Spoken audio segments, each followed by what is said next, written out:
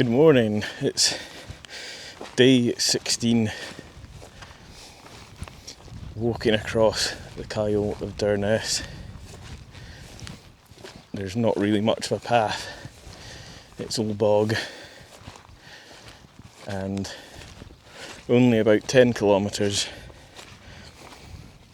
Time to think about the trail, think about what's been achieved and enjoy one last boggy off-road journey. It's an absolute incredible morning.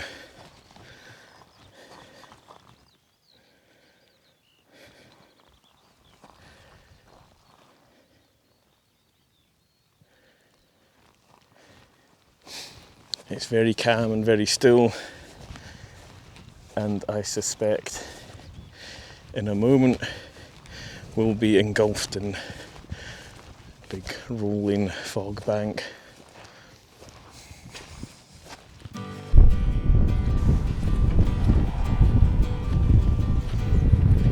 This final day, walking through this bleak, barren landscape, was a perfect place to think through the entire walk.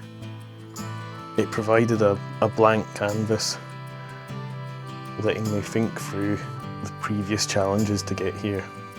It really is quite an incredible achievement to get here, incredible sense of achievement as you approach the lighthouse at the end. As I walked towards the lighthouse, my thoughts went back to the early beginning of the trek, getting the boat from Fort William, starting walking in the sun, walking through Kona Glen, my first campsite, oblivious to the challenges that were coming ahead. And over the next 5 days through Knoydart, the wet conditions and the difficult change of pace of life as I got used to camping in the wild. I spent time thinking about the amazing people I met on the route. Other people walking the Cape Wrath Trail, other people doing their own adventures. Vast expanses of wilderness, incredible challenges that the weather threw at me. Walking through difficult boggy terrain, remote wilderness where there was no path. And being blessed at times with incredible sunshine, amazing spots to stop for lunch, incredible mountain passes taking me through the most remote, amazing scenery I've ever seen. If you're looking for tips and tricks for doing the Cape Wrath Trail or other similar walks yourself, I'd say this is going to be a personal thing to find what means the most to you. For me, this was sleep and this was my food. I was really lucky to get gifted an amazing sleeping bag from Aaron Active, and this made a huge difference, combined with my extra sort of comfortable sleep mat that's maybe a little bit heavier than normal, but it was a sacrifice I was willing to make to have a good night's sleep. And nutrition wise, for most of the days I had recovery drinks that meant I could get a huge boost of energy for the next day after each walk. I think everyone's probably got their own different places where they were willing to sacrifice a bit of extra weight to make their walk a little bit more enjoyable. So I think that's something that you're going to have to find yourself.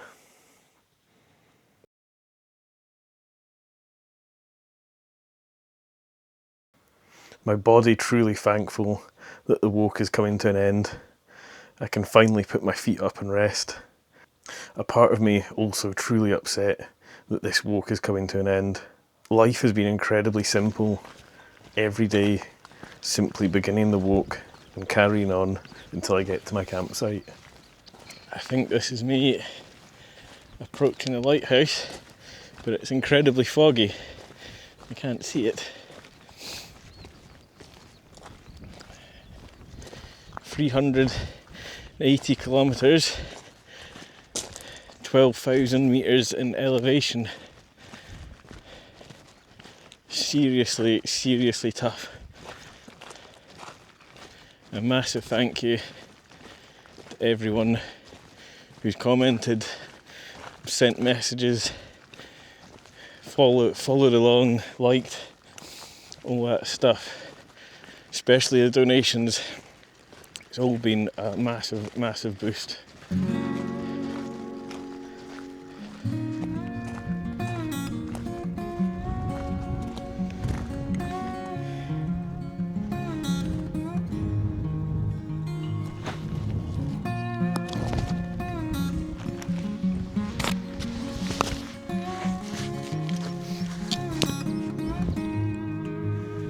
Well, there it is, the end, final. There's the lighthouse. 380 kilometres to get here. And all I can say is a massive, massive thank you for all the donations. I did pack light, but I packed one little comfort from home.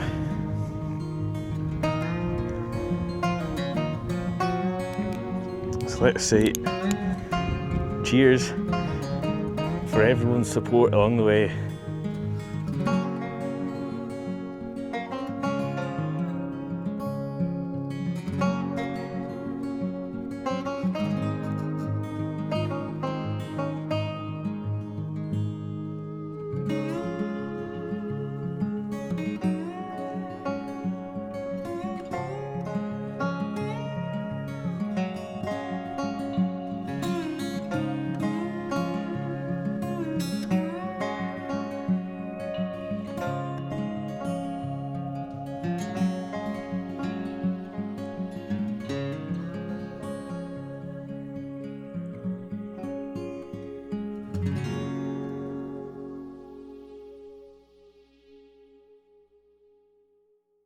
And just like that, the Cape Wrath Trail is over. A small bus takes us along a bumpy track, back to take a small ferry, just like at the start of the trail.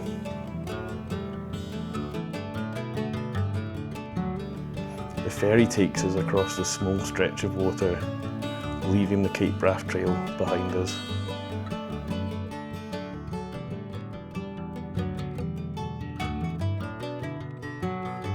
I hope you've enjoyed watching this as much as I enjoyed walking it and sharing it with you. If you want to stick around to see more of my adventures in the future, then please do subscribe.